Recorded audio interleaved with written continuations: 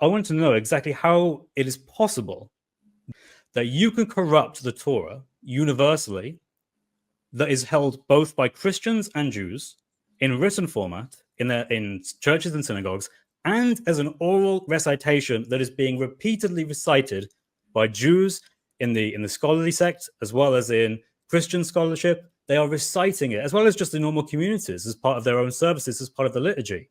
The Torah is being recited worldwide. How is it possible that universal corruption can occur?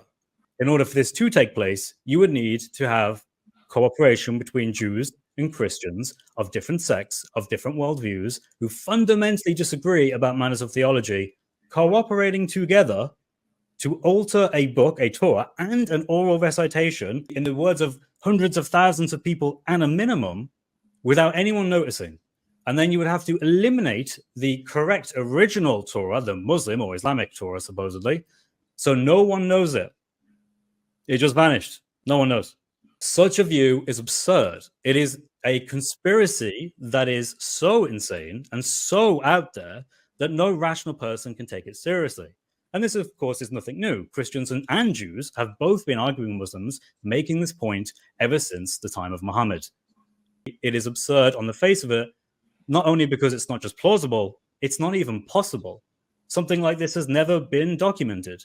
And of course, if my opponent wanted to demonstrate that this had occurred, he would actually have to show the original Islamic Injil or the original Islamic Torah.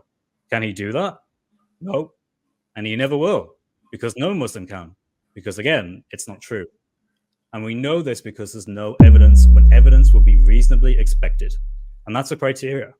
Keep in mind as well, the kind of corruption that's being mentioned here is not corruption of just a text. And that's very important to make a distinction. And I want to make sure my opponent picks up on this. Textual altering is not sufficient to solve the Islamic dilemma. You need to have a corruption or a change of the narratives and meanings and stories told within these frameworks, whether that's the oral framework or the textual framework. The point is that if you want to change whether or not the Jews are, for example, considered the children of God, you need to not only change verses, but you need to add verses holistically across all 5 books of the Torah.